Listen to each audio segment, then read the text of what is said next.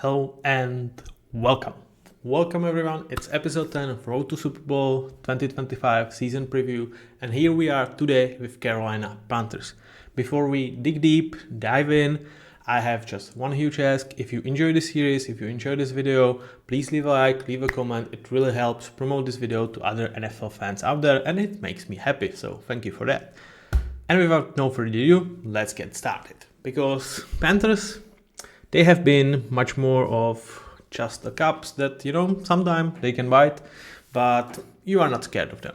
And it's been like that for a long time, which, I would say 5 years, pretty much since like Luke Kuechly retired. And even there were some concerns with this team. Though like Luke Kuechly, it's just like his retirement kind of, makes the hard cut for me. Because like, that dude was freaking awesome. I'm just so sad that he retired so soon. I understand it. Health, you have only one, but man, oh man, like what this dude, he was freaking amazing. I'm just so glad and happy that I could have enjoyed like his prime next to Bobby Wagner's prime at that point.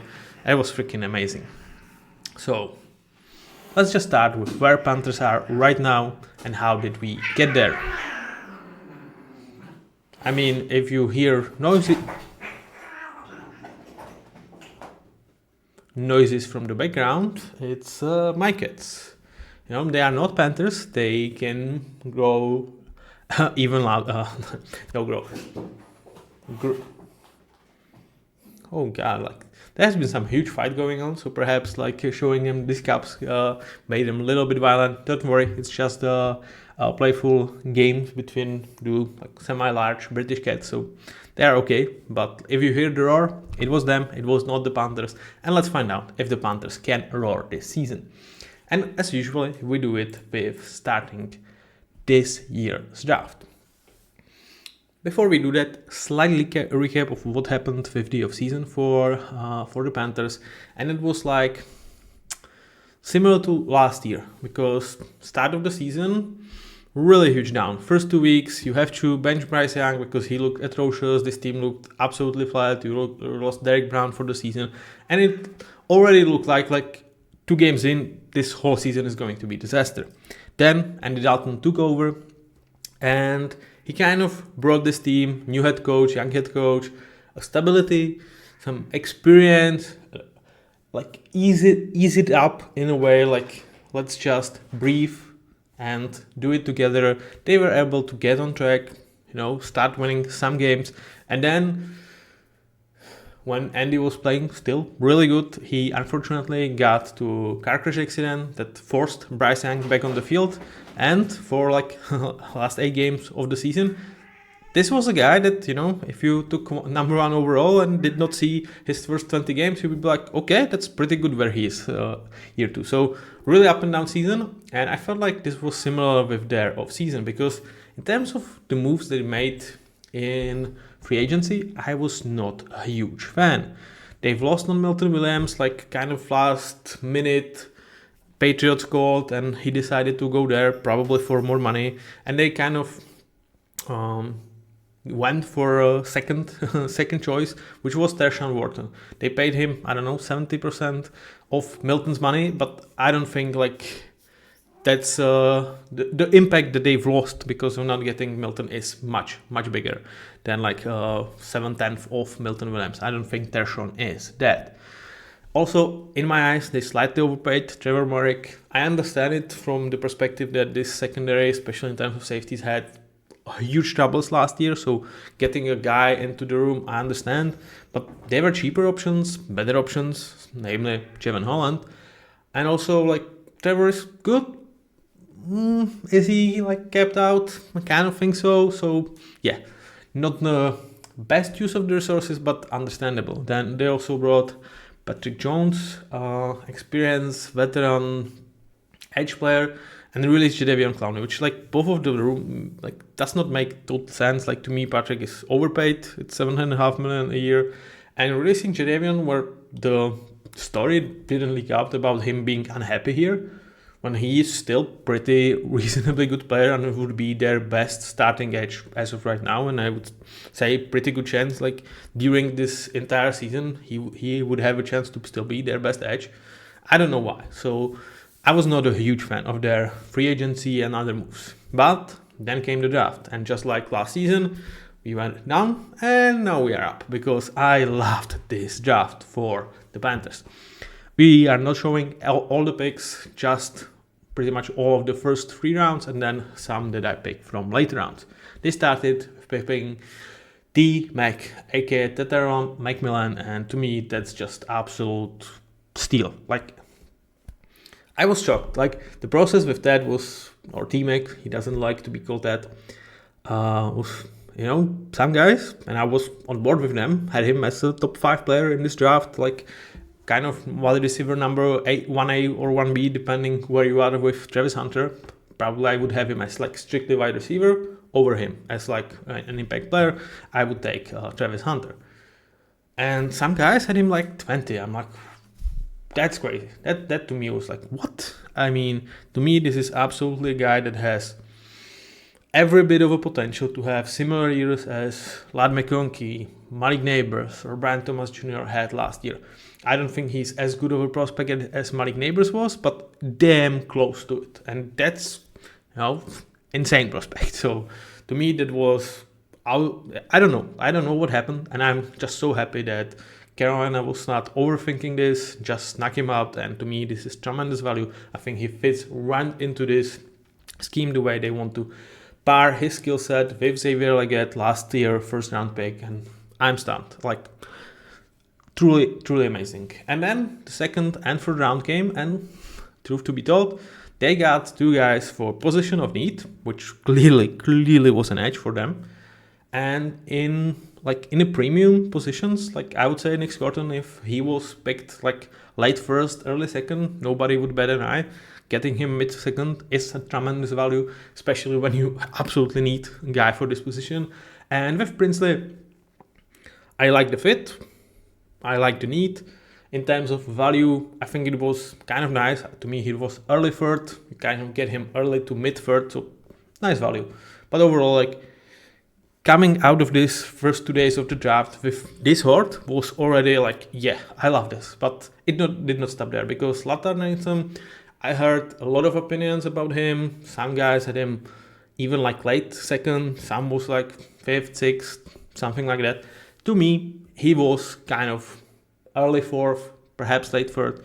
And again, when I look at this defense, it just lacks talent. And Latan brings some of that in and definitely can compete for starting job as of right now, which, when the guy responsible for this defense is Elijah Evero, who, like 2-3 years ago, perhaps there were some lists that had him as a head coaching candidate. After 2 years with Carolina and the defenses that he produced, he's not super highly thought of. But it's much more about just absolute lack of talent rather than him, forgetting how to coach. So to me, he's still really good defensive coach. And I'm excited to see him finally being loaded with some of the weapons that they brought here. I'm not saying it's going to be a special defense year one. I've actually, we will talk about this. But I'm happy that there is something to work with for him. And then we're like, okay, we invested in our defense. Now let's focus on offense back and bring up some leftover pieces in terms of very, very nice value. And I like that they were able to brought Trevor Etienne, because to me, just like with Rico Dowdle, one of the my favorite signings that they've made this offseason, this absolutely allows Jonathan Brooks to just take this year totally off, focus on the recovery, and trying to come back to even playing ball next year. Because in Chuba Hubbard, Trevor Etienne, and Rico Dowdle, you now have a back three that can do everything that you ask them to on a solid level. It's not the game-wrecking crew, but it's also not a room that you should be worried about. And then in Mitchell Evans, Notre Dame tight end, what could go wrong? Most of the time, nothing. And here, to me, nice value. And when I look at what is one room on this offense that's really struggling with an upside, it's the tight end room. Jatavian Sanders, I think he's kept.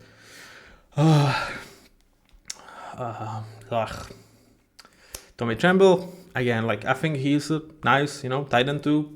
kept at that. Mitchell Evans, I mean, is he a game-wrecking tight end? No, like even in his potential, but he could be, Cole Kmet, this kind of like average tight end in the league, which like snacking this type of guy with this potential for a room that he can compete as of right now, I think it's absolutely nice value for him. So super happy with this draft. They had some other picks that were actually really cool. So one of my top 3 favorite drafts, and really roller coaster for me as like trying to say how Carolina is doing in this offseason. So where does this leave their roster going into this year? Well, we start with, I would say easily the best unit on this roster, which is their offensive line. They invested highly in this group last year. First year with Bryce, they had pretty much no protection. Ike had down year, Tyler Moton struggles with health, and they didn't have Damian Lewis, they didn't have Robert Hunt. They brought these 2 guys. Ike managed to get over second year slump. Tyler Moton stayed healthy, and suddenly this is a top 10 offensive line, or like borderline top 10. They don't have like bad piece. The question is who is going to start at the center. There is Cade Mays, there is Austin Corbett, who is probably favored as of right now, and they also have Brady Christensen, which means that this offensive line actually goes 7 deep, which I like. Like, I'm super happy that they have this depth and quality, because Bryce Young needs protection. Like, he's small. Like, you don't want him to get hit. You want him to get protected and start to pick up the confidence, which like we saw that last year, and it was so much fun. And for them, being able to bring all of these 3 guys that can play center and can rotate as guards in Mays, Corbett, and Christensen back was my favorite like package in this offseason. They were able to like really get these guys back together, because there is only kind of one spot clearly open in terms of starting job, which is center, because at guards you have highly paid and damn good guards. Are they the best guards in the league? No, but Robert Hunt, Damian Lewis, I think you can make case that around like 10, 12, that's where you start to talk about these guys. And in like top 20 are probably both of them, which is great. And for Bryce, I think dealing with interior pressure is even more impactful, as he is very small. So like if there is a guy in his face, there is very big problem for him, because like it's much tougher for him to like overcome this type of pressure, though no quarterback likes this. But when the pressure goes from the edges, he has really nice pocket movement and pocket presence that he can deal with this pressure. But interior, they needed to fix that. They managed to do this last year, and I'm stoked about this. And the fact that they really go deep in especially the interior group, is amazing. The depth in terms of tackles, it's not super great. I would say in a pinch, maybe Brady Christensen could play a tackle. He's currently listed as like a Ike's backup. I don't think you want to get there, but nobody does. They also have Josh Nyman, like solid veteran piece that you could use, and that kind of tells you where this group is. There is also Chandler Zavala, who after let's say it nicely, disastrous year 1, like last year, whenever he was called upon, it was playable. He was playable, so there is another depth piece for this guard room, and you kind of have 10 deep, which is like 4 guys that I absolutely am stoked about, 3 guys I really like, and 3 guys that will do in a pinch. So that's as good as offensive lines go in terms of depth. In terms of what we should expect to be the starters, I feel like it's a really nice group in terms of you have 3 guys that are probably maxed out, and whilst they are still in their prime, in Robert Hunt and Damian Lewis. So they should not fall off for another 2-3 years. So there should be a really nice continuity with this offensive line. In Tyler Moton, you might question the longevity and kind of injury history of him. Other than that, he is still like played safely, top 10 right tackle. I would probably say even higher, but top 10 is definitely easy. You definitely will think about this spot about as early as next draft, I really feel like they should invest in future replacement for Tyler Moton. But as of right now, I don't think you should be too worried beside the injury factors in terms of like him dropping down in terms of performance. And then you have Ike Ekwonu, who had a nice season 1, horrendous year 2, but that you could say about the entire offense of the Panthers, and real resurgence last year. And now can he reach his upside, which to me is amazing starter, which would rank him, like from 8 to 15 left tackle in the league, because this is insane group. We talk about it all the time, but that's definitely an upside I can see for him.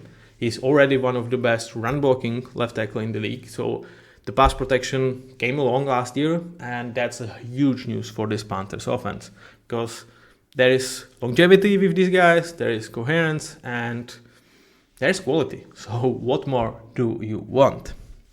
Now, we can talk about great drafts, great free agency, bad free agency. It will still kind of all come down to Bryce Young, because if he is the guy that he was last 8 weeks of the year, then one of the most lopsided trades in the history of NFL, in still today's metric, which like land Chicago Bears, Caleb Williams, DJ Moore, and a lot of other picks in exchange for Bryce Young, you could still make sense that we overpaid, but we have our guy if he continues to play like he did. But there is also the first 20 games that he had in NFL after he got benched. And those are, this guy cannot play NFL. Like, it's just too much for him. Which type of Bryce are we going to see? I would say 80%. I would bet on the second part of the season Bryce, because I think it was clear that he feels himself again. Like, he's not timid out there. He uses his brain in terms of like, it doesn't get freeze when there is a pressure in his face. He knows, he trusts himself, he trusts his offense, he trusts his weapons, and like started to enjoy football back again, which was huge for him. So I would bet, but it's far from certainty. So we will see about that. It's still like the biggest thing for the Panthers. I would say overall, if after this year it's not 80%, but it's like kind of 100% bearing injuries and stuff like that, this is your franchise guy that like at worst is your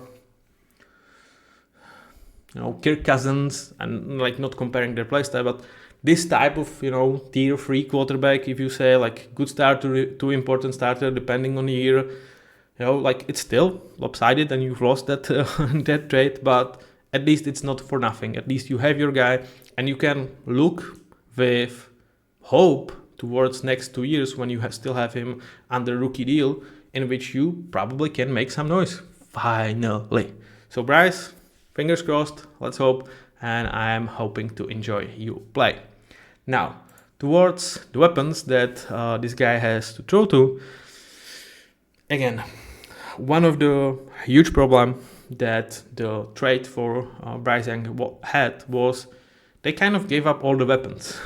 CMC was gone in like other trade that year, and they've traded DJ Moore, and there was like pretty much nothing for Bryce to work with year 1 when he was here. It was like, offensive line kind of sucks. Weapons, we don't have that. So good luck, Bryce. And like Bryce, like, guys, I need effing support. And I would say there is support for him now. Is it the support that has the highest floor in the league? Well, kind of yes and no. Why yes? Because they go like 7 deep. There is, beside this T-Mac, Adam Thielen, Jalen Coker, Xavier Legette, you also have David Moore. You also have Hunter Renfrow, who comes back to the league after 3 years where he was battling sickness. You also have Jimmy Horn and Kobe Hudson, who I like it was like 6th and 7th round picks this year. And talk about David Moore, Jalen Coker, David Moore. Like there's like 7 to 8 to even 9 wide receivers that if they are out there, I think like as a wide receivers 3, a lot of them will do. The problem is most of them will do as wide receivers 3 as of right now, because, well, I would still say that the best guy out of this group is Adam Thielen. It's very close with him and T-Mac, but I would still give my nod to Adam. The thing is, there's tremendous potential, but obviously those guys need to realize that potential. And is it going to happen? Is it going to happen all in this year? That's the huge question, and that's where I would say that ultimately this is one of the shortcomings that we will see with the Panthers this year, but makes them pretty dangerous for 2026 and 2027. Because let's talk about them. Xavier Legette, actually, like a lot of people will have him in the Quentin Johnson like type of box, because like they saw him drop a lot of huge balls for Bryce Young last year. But the thing about him, entering the league was he's an elite athlete, and he showed that in the league, and he even showed like better route running that you could have expected from him. So the only thing is, can he catch the ball? And if so, like suddenly like he can jump like 2 tiers, because it's just one crucial thing, but it can be fixed, I believe, especially with him. So if he can catch the ball, we could be talking about an important starter like as early as like week 6, week 7, if he like can really do it consistently, because other factors of his game shown on as good of a level or as even better level than we kind of projected or expected. Then you have T-Mac. Again, talk about him with the draft. To me, he's absolute stud. He really, like, to me, is very, very close to like where Malik Neighbors was last year. And although he's like more Marvin style, he, is a guy that is not going to outrun everyone. He's not the speediest guy, but he's toughest, and he's going to catch pretty much everything. So when you combine these guys' skill set together, that's pretty good room. Now you add Adam Thielen towards this, which is again not a special athlete. He never was, but he still has like decent enough athleticism that when you combine this with his brain and his experience and the fact that he is still one of the best runners in the league, he can get open for you pretty much every time. Like you can see that almost 80% of his targets were caught, and it's not because he has the biggest hands or best frame or is always wide open. It's because he's everywhere where he wants to be on time, half of the seconds before the DB, because he's just that savvy round runner. And you add Jalen Coker to the mix, who to me is kind of mini version of Adam Thielen. So you feel really good about the future of this group with, potentially Adam Thielen, whether he's going to hang up his cleats after this year, whether they could trade him, or whether he just really starts to show his age on the field. So in terms of like floor, I really don't think like there's that like bad of a floor. And there is a tremendous upside. The thing is, like, when you compare this to other rooms, it just doesn't come as, right now, even average. Like, it's clearly below average in terms of current level of their abilities, but can be average by the end of this year. And can this be, dare to say, top 10 wide receiving room as early as next season? Yeah, I really think so. Now, towards tight ends, they are kind of 3 deep here in Sanders, in Tommy Tremble, and in Mitchell Evans. They have like a very nice combined skill set in terms of one is much more of a receiving threat in Mitchell, one is kind of, in a pinch can do it all in Tommy Tremble, but he is here because he blocks his ass off. And I would say Jatavion could be kind of both. Like he has a little bit of both these guys. The problem is, again, like they are just not good right now. Like this is not an exciting tight end room. Can it be by the end of the year average room or slightly below average? Again, yes, of course, like there's not as much of a competition in terms of tight ends in the league as it is in terms of wide receivers room. But like we are not there. And there's obvious question, like when you it starts to pile up, because like, okay, so we are positive about the future. When the future will come, will it ever happen? Will the development happen? So, if you talk about this with your QB, your wide receiver room, your tight end room, like all of the things, or most of those things, need to go really right for this offense to be something special, or like even top 10. Like obviously when you go for number 1 pick, you stack him with weapons, you ensure the offensive line, you kind of hope that this is a reward you're going to get eventually. And it can get there as early as this year if everything goes right. And how often everything goes right? Now, towards running backs, I really like Chuba Hubbard. I think he's kind of underappreciated running back in the league, stacked with a lot of great running backs room. So I don't really feel like he's exceptional or anything like that. I think he's just an important guy that is going to give you his best every single week, and you are not worried about this room, especially when you have Trevor Etienne to back him up, you have Rico Dowdle to back him up, to offer some more versatility that you want to have from your room, so you don't feel bad about it. Again, can you lean into Chuba Hubbard? Can you run your offense through him? Is he Bijan? Is he Josh Jacobs? No. So you don't necessarily have one guy you run this offense through, or one certain thing that a lot of other teams have. If you need a couple of yards, hand the ball to Derrick Henry or Lamar Jackson. The thing is, there is so much offensive talent in the league that even though I feel good about this room and what is going to be in the future, as of right now, it's not it's really hard for them to get compared favorably with most of other rooms in the league. But overall, like I said, it heads into the right direction. There's just is this still the Caps stage, or can we be Panthers finally? Now, in terms of the backups, I will talk about most of them, and I'm hugely happy about this is really one of those groups that actually run deep. Unlike other teams, when I have my huge doubts about even fourth wide receiver or first offensive line from the bench, here I don't. Sorry, Rico Dowdle is not a corner. That's my mistake. I don't know how it happened. He's obviously running back. By the way, 2.7 million for Rico Dowdle. Cowboys, you couldn't pay that. You instead pay Javonte Williams and those other guys, and Miles Sanders. You paid Miles Sanders more than you let Rico Dowdle to go for. Great job, Cowboys. Really great job. Now, towards one man I have not mentioned, and he was crucial for Panthers last year, and that's Andy Dalton, because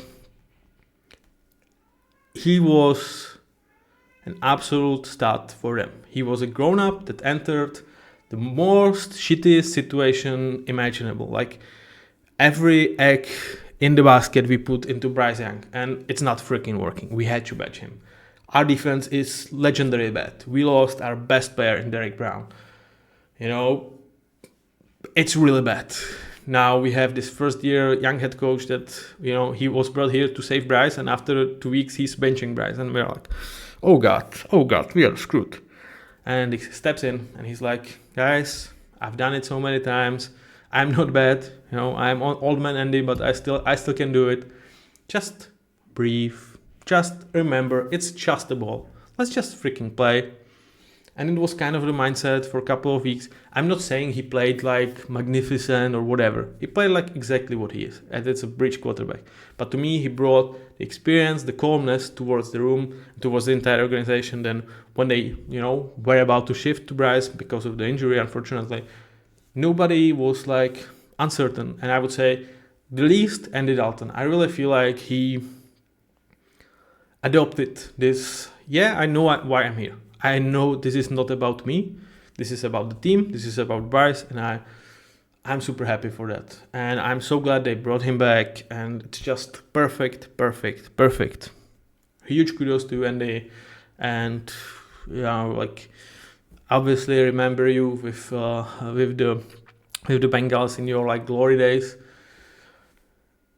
I would probably have some not greatest words about him, because to me he was a guy that it's hard to win the whole thing with, but you can never question that he was a good to great QB at his best, and become really nice, stable mentor and bridge quarterback for the rest of for the rest of his like NFL career, and huge applause for him. That ends the offense for the Panthers. What about defense? Because that was really bad unit and they needed to do something about that. What they did was draft and sign. So they signed Bobby Brown.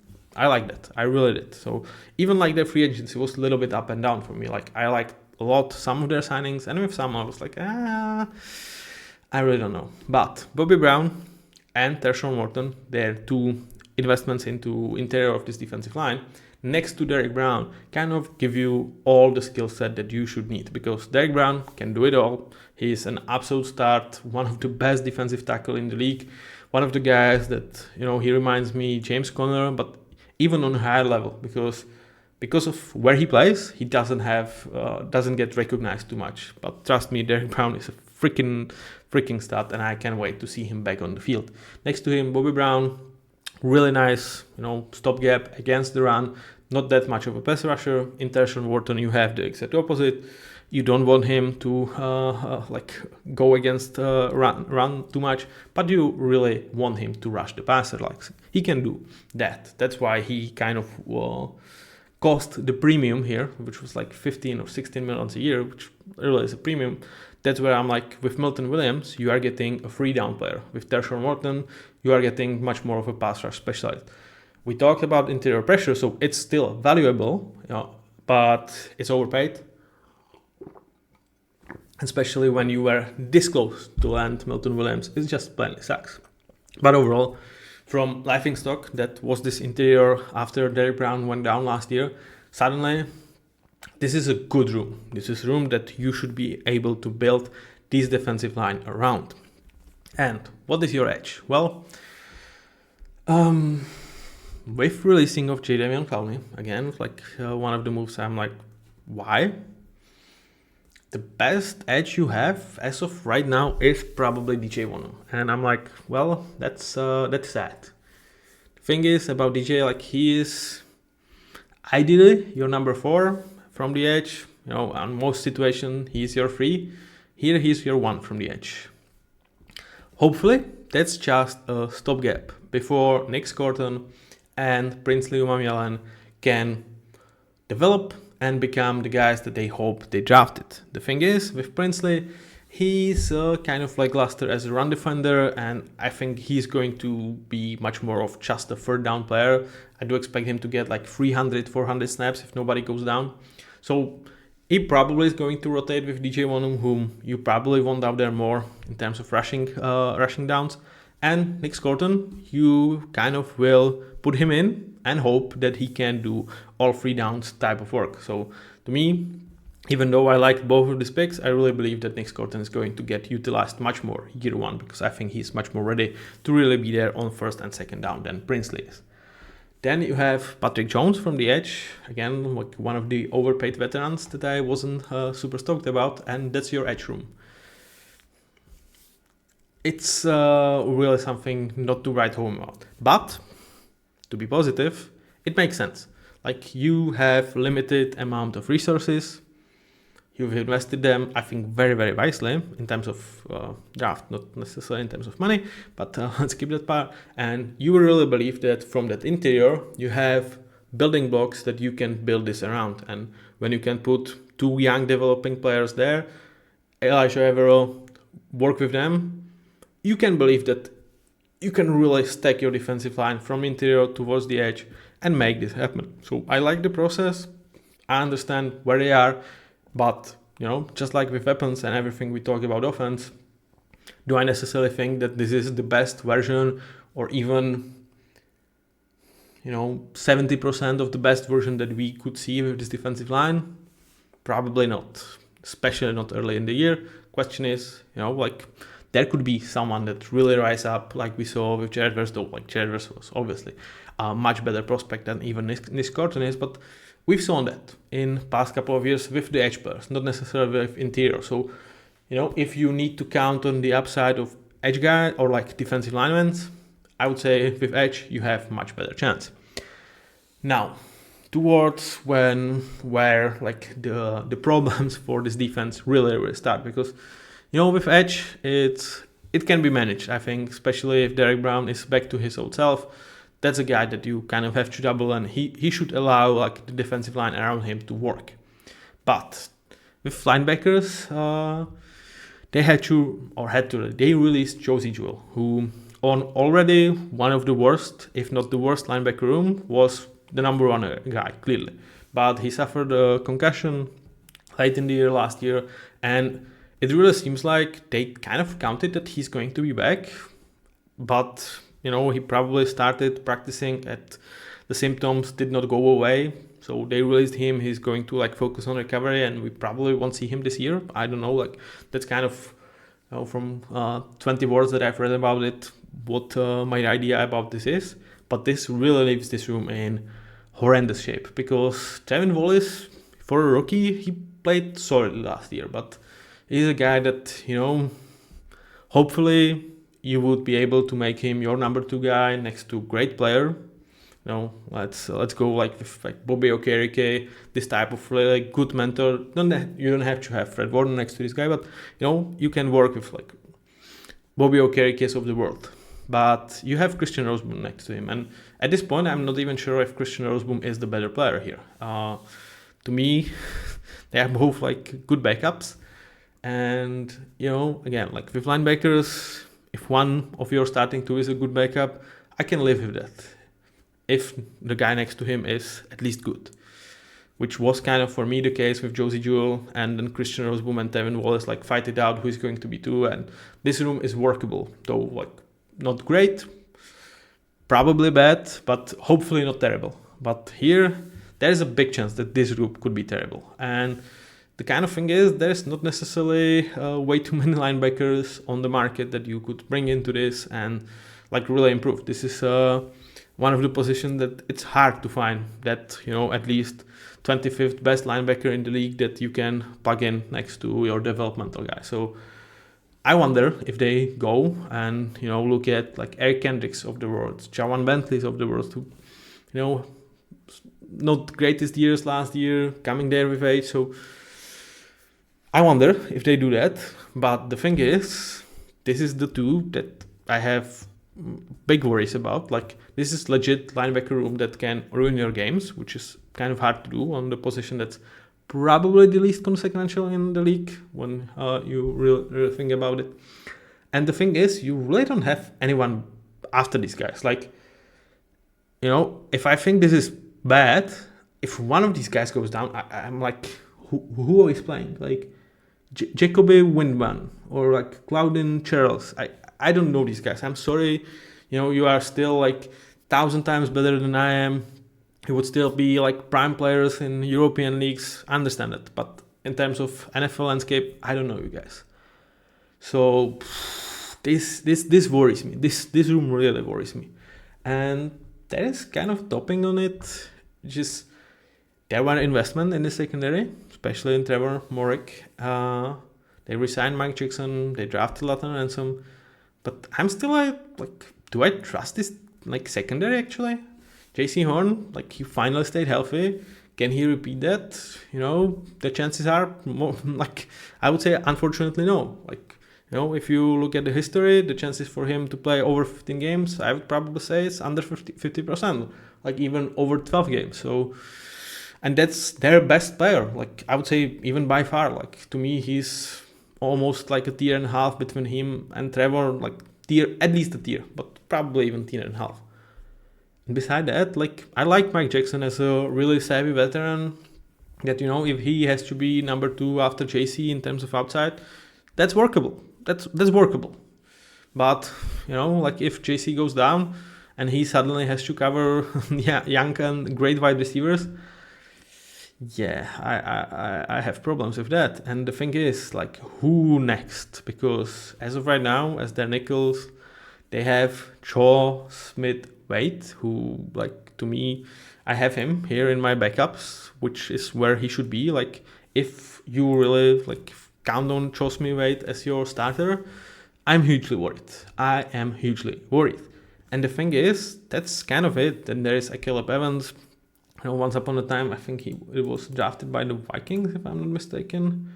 No, Yeah, he was drafted by the Vikings in 2022 and they already released him. So, that kind of tells you. And he's probably the next best guy in terms of these corners. So I'm worried about these corners, like hugely. If JC Horn stays healthy, I think you can somehow manage. If he goes down, it's a huge issue. It's a huge issue. And not to mention it's something excellent if he doesn't go down. Then in terms of safeties, that's at least a workable group where you have Trevor as your lead guy and Nick Scott and Nathan Ransom to kind of fight it out. I would say that one of them could there could be some free safety packages though. Do I like the versatility of these guys to do so? Not necessarily. So this to me is kind of like safeties, I would say, are slightly more important than linebackers, and you made the approach that you have one good guy and two solid guys, one with potential, one as a veteran to fight it out, and you can make this work. I would say I kind of agree. It's kind of okay. There's also Demani Richardson, so there's some solid depth behind this. But when I combine this with the corners and linebackers, I'm if Derek Brown goes down week 1, we are screwed here. Derek Brown cannot go down, and JC Horn cannot go down. If either of these two guys goes down, this defense could look like they did last year, despite some of the investments they made, because it's going to be, I would say, for Nick Scotton, at least a couple of weeks, for Prinsley, probably towards next year, when these guys can really provide something useful on down-to-down basis. So even though they invested in here, it's still not great outlook. There is some talent to work with for Evero, but where they are quite deep on the offense, in terms of defense, I struggle to see the depth. And you might see, if you take a look at who the two best players are on this team, it's probably Derek Brown and JC Horn. I think that's reasonable. You can say Chuba or one of the offensive linemen, when you put the importance of the position aside. Maybe the two best talents are on this defense, but then if you stack top 25 players, I would say it's going to be 18 on offense and 7 on defense. And I might be even generous for the defense in this. So Evero, again, is going to have his work cut out for him. And you just really should hope that there is nobody going down. One positive thing is, despite there is not that many great linebackers still on the market, there's there are some free agent corners that are still be able to pick up, and I just wonder why Carolina is not making calls. I'm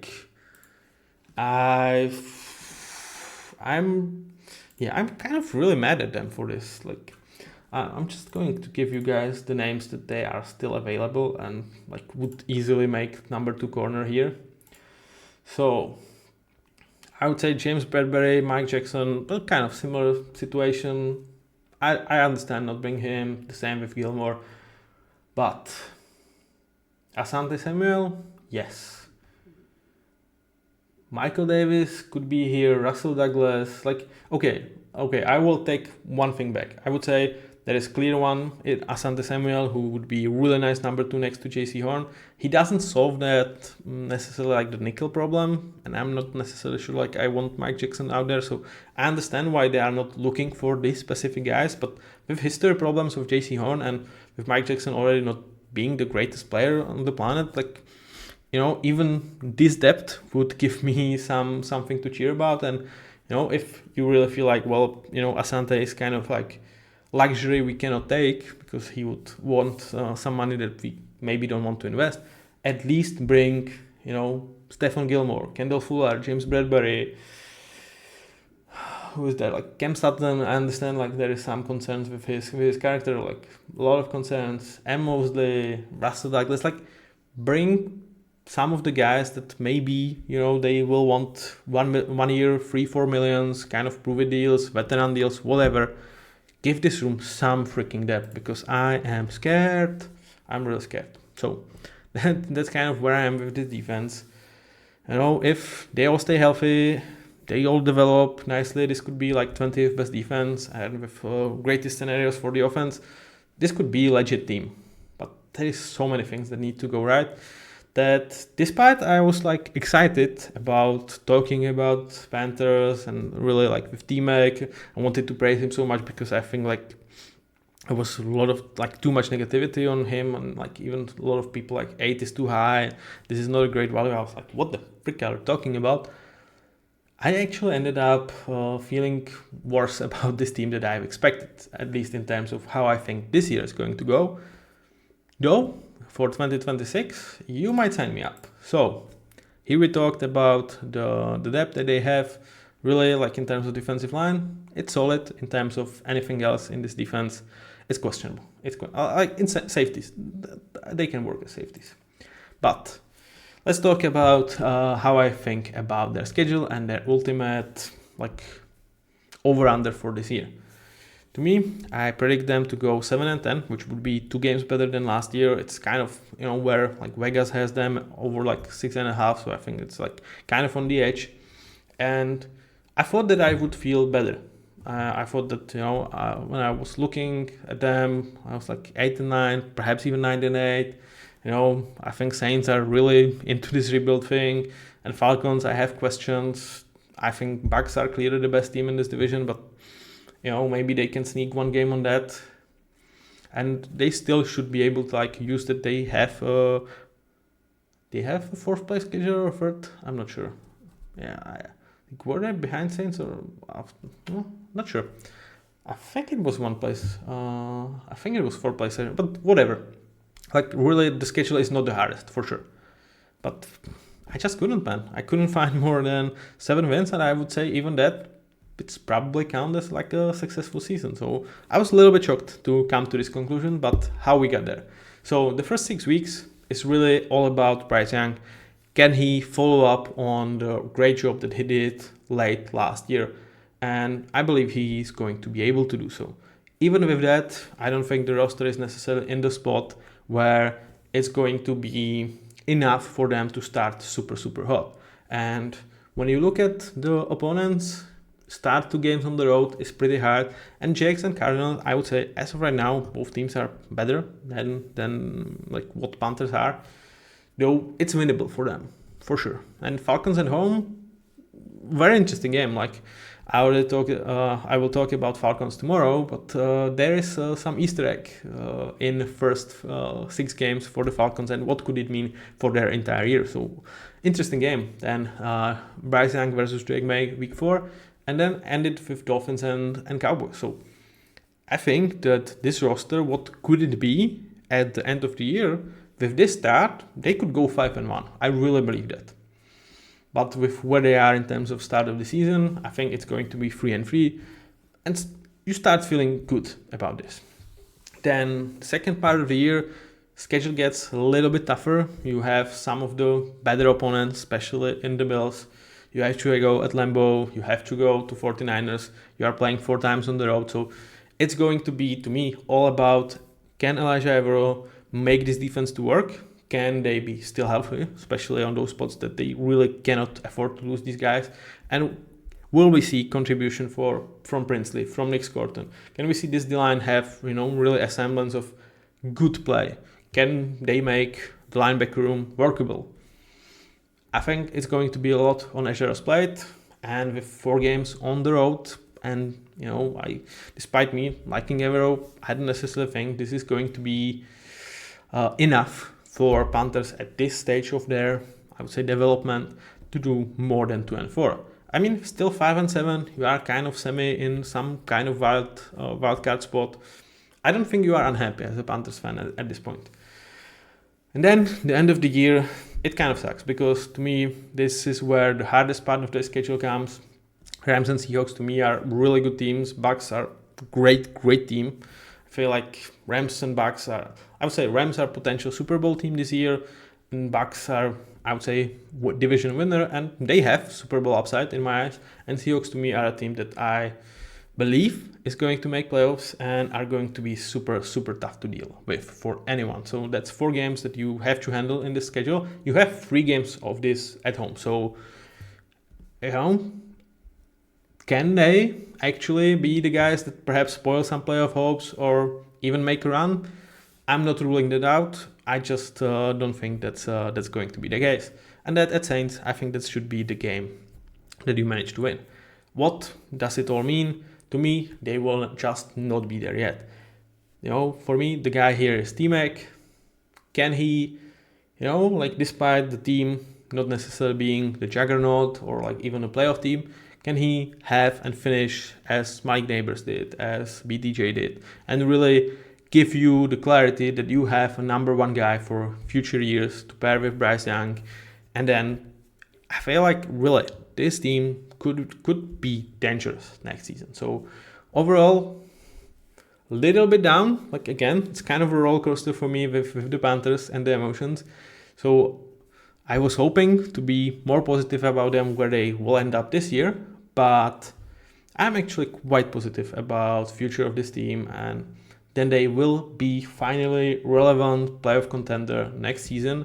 And I would say perhaps even the Buccaneers could need to watch out next year for division title. With that being said, we are ending this episode. I hope you enjoyed it. If you did, and if you are still here, huge kudos to you. Thank you for listening. Thank you for watching.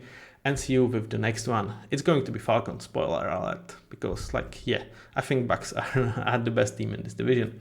Bye bye.